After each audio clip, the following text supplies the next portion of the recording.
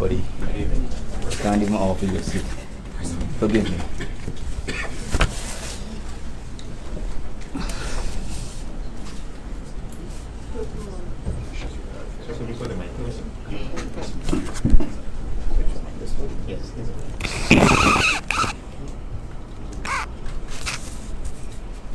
I would like to extend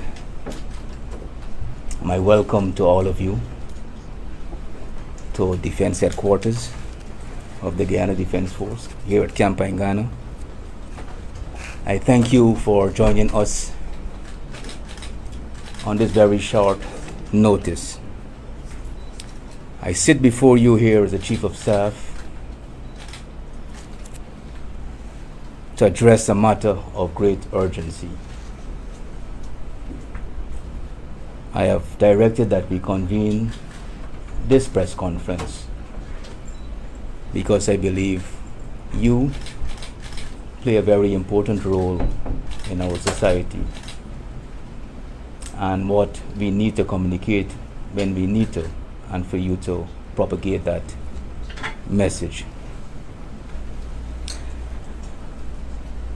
This evening, I will speak to a particular issue that relates to one of our aircraft, call sign 8 Romeo Alpha Yankee Romeo. It's one of the two new Bell 412 aircraft that was on a command mission today under the command of Colonel Michael Shahood. Colonel Shahood is our commander for the 1st Infantry Battalion. He was on a mission to visit our troops on the western border. On that flight, we had the following persons: Brigadier retired Gary Beaton, Colonel Michael Shahood, Lieutenant Colonel Sean Welcome, Staff Sergeant Jason Khan, and the crew, that's the pilot and the engineer, Lieutenant Colonel Michael Charles, Lieutenant Andy O'Crawford, and Corporal Dwayne Johnson. The aircraft was en route to our borders. It landed at Olive Creek and refueled. Shortly after takeoff, we lost contact communication. An ELT signal, which is the emergency locator transmitter signal, was emitted and has transmitted through satellite communication and to the aviation authorities. Whenever an ELT signal is emitted on any aircraft, it signals an issue. An ELT signal is triggered based on a crash landing, hard impact, or it can be triggered manually. I must tell you that the weather condition in the general area has been very not the best. Heavy overcast, raining, etc. The terrain is mountainous and heavily forested. On receipt of that ELT signal, it activated our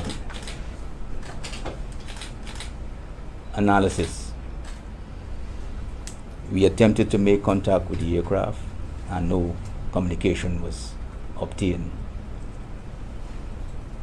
we immediately activated our search and rescue process.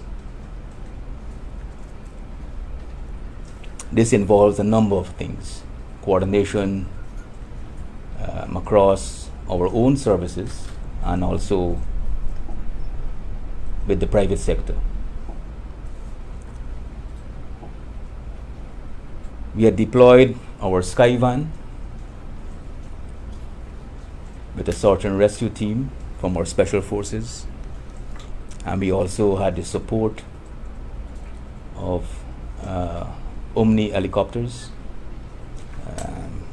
which also supported the search efforts today. I wish to say that those efforts in the area, by the use of the 2 aircraft I mentioned, did not yield what we were hoping for because of the bad weather condition in the area. There are some photographs we are going to show you to give you an idea how difficult it was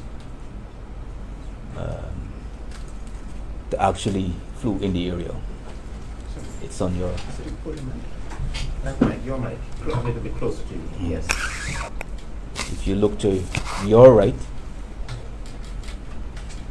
this is the kind of weather conditions we had for the entire day.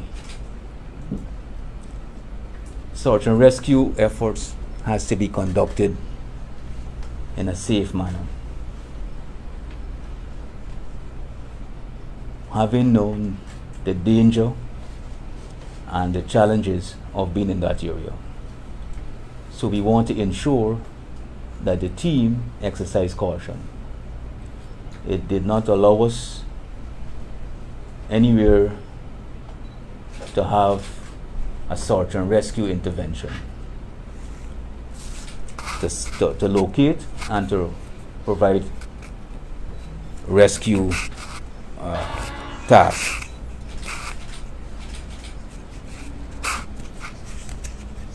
As a force,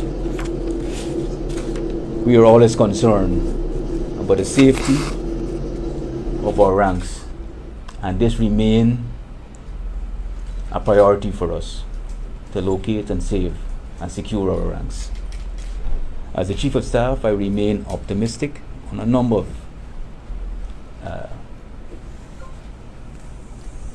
criteria. The officers on this aircraft are among our best. Lieutenant Colonel Michael Charles is no stranger to the public, and certainly not to the force. With over 4 decades of flying and flying experience. While we are analyzing all the information available to us, this incident, I'm sure has generated additional anxiety in this period that we are in. As a force, one of the obligations we have is to communicate to the relatives of the officers and ranks on that flight, which we did. And we will continue to communicate with those family members.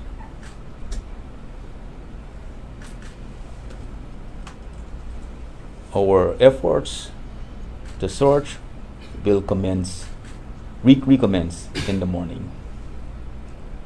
We have troops on the ground, and we will recommence those search efforts in the morning. I'm confident that what we would have gained today of the terrain and other data, we will have a better day tomorrow. I thank you for your time, for being here, and I will extend to you questions that you may have. Brigadier, Forgive me, I don't know your name, but I'll ask. Ladies and gentlemen, Yeah. media, let's observe regular protocol, Mhm. your news agency, and your name, please. Travis Chase, HGP 19 News. Sir, were you able to confirm if anybody saw when the helicopter went down? What is your intelligence telling you that actually probably happened? No, we don't have any reports of that. Anyone seen the helicopter going down? We don't have. Gordon Mosley, news source. Sir, could you say if the Guyana Defense Force received any reports of movement with Venezuelan aircraft on that side of the border, on their side, during the course of the day, close to the Guyana border areas? We do not have any information suggesting that there was any flight by Venezuelan aircraft in that area. The location, as I mentioned, is approximately 30 miles east of the border of the village called Arau.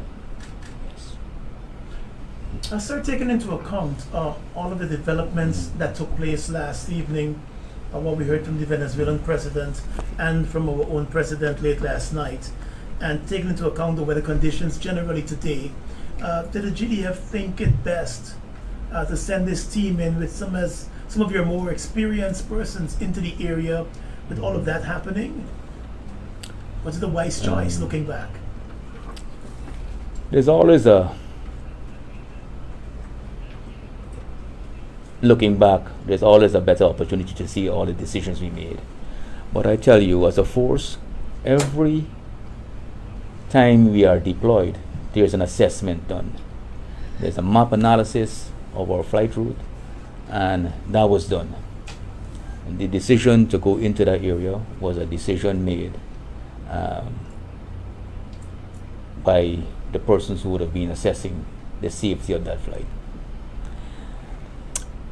It's a good question, Mr. Mosley, and I'm trusting the judgment, the initiative, the experience of those officers who would have planned and execute and conduct that flight, that they made a decision that consider all safety parameters. Brigadier Dennis Brown, sir, could you say whether that area is inhabited by anyone or is it uninhabited? That's my first question. Yes, it is not inhabited by persons. The closest we have location is the Keriku top, the Keriku bottom, where we have airstrip. But it's in a general area where there is no inhabitants. Yeah. Is it easily accessible by foot? Well, I will tell you, if it was, we would have been there. It's heavily forested, mountainous, so it's not. Okay. Yes. You So search and rescue mission would see us rappelling down into the jungle, and then search in the general area. Search and rescue, depending on the terrain, you would have the fixed aircraft flying over based on the location of the ELT signal, identifying the craft, then deploying the rotor wing, which is the helicopter, to have those ranks rappel down into the jungle. So have any troops been rappelled down in the area today, or that was not Yes. possible due to the weather? That was the intention, but even that we could not have done based on the visibility. Yes. Sir, is the GDF concerned at all that this might be more than just an incident of a possible crash or impact? Taking into account this was a very experienced, 40 years, a very experienced pilot, knowing when to fly, how to fly in that specific area. Is the GDF concerned that this might be something more than the aircraft going down because of an emergency? There's always a concern when something like this happens. Speculation is not what I want to go into. But of course, we have other situations in a period like what we are having now, with our territorial integrity being threatened, there's many other things we can think about, which I would not want to go into. But we are considering every possibility. And right now our priority is to find and save the lives of our officers and ranks. Has the GDF, quickly, last question from me, has the GDF sought any assistance as yet from the U.S. Southern Command in terms of the search and rescue operations? There are reports that there have been U.S. military aircraft patrolling the skies over Guyana since this past weekend. Well, I will tell you, incidentally, I had scheduled meetings today, several meetings, and our partners were updated on this search and rescue mission that we had today. And the US was informed, Brazil was informed, RSS was informed. And tomorrow we'll see additional assets being deployed as is necessary. From the U.S. and your partners? Well, we'll have it from our partners. So, since we're on the issue of partners, do you know if we buy or do we get satellite photos from our friendly states to track any possible Venezuelan military incursions? Do you know?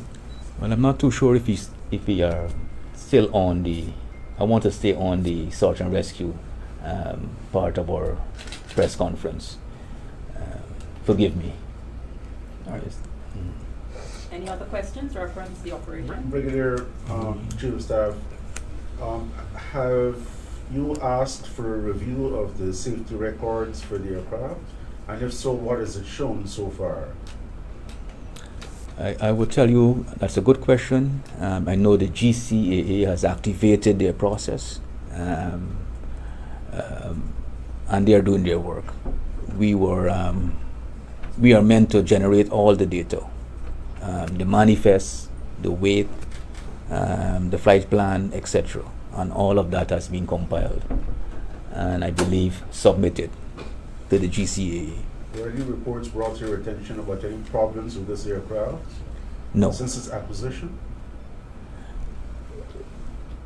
Aircraft always develop issues that will not affect its flight, but may affect the air condition, other minor parts. Every time an aircraft goes up, it has the inspection and certification of the engineer, and also with the pilot. They have to be satisfied before they fly. Given the experience we have with our pilots, there was no reported issue with that aircraft, that particular aircraft. Do you know how old are these aircraft? This is one of the two aircraft we acquired in the past 2 years. Yes. 2 years. Yes. Leroy Smith, Big Smith News Watch. Could you say, Chief of Staff, if the aircraft is properly equipped with the mechanism to scramble any attempt to interfere with its communication and these sort of stuff?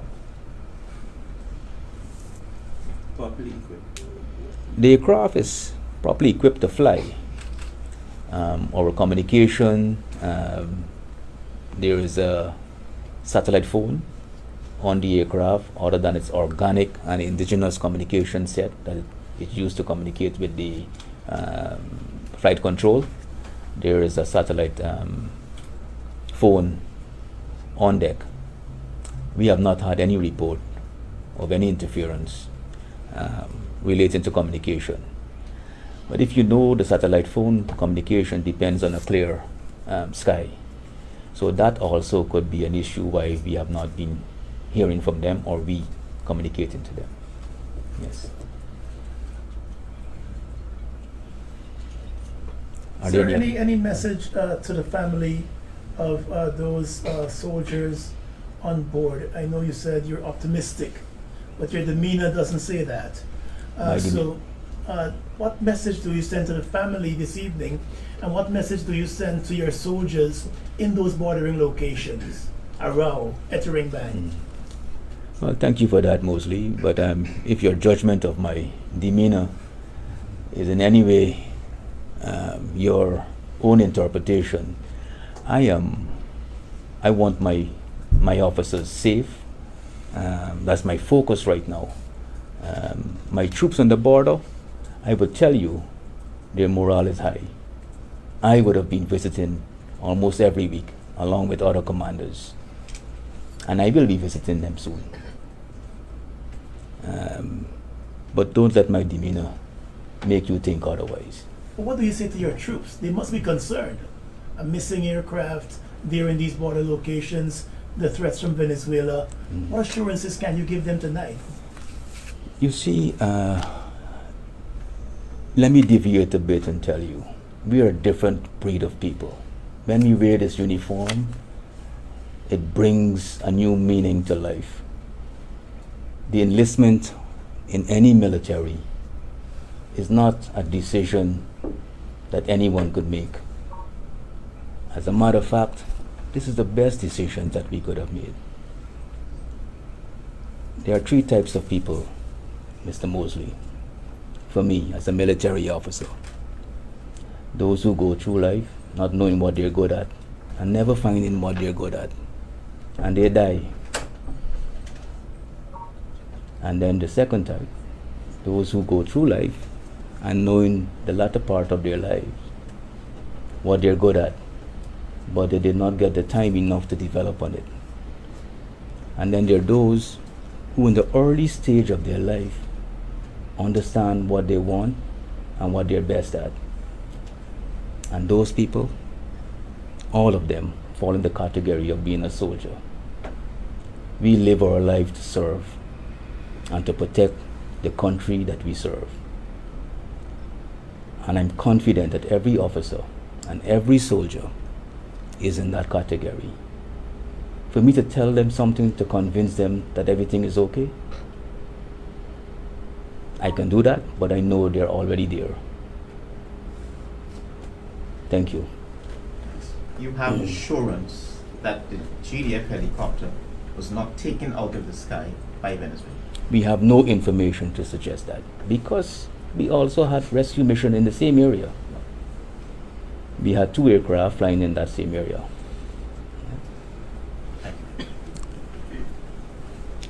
Thank you for your time, Thank you. and may you continue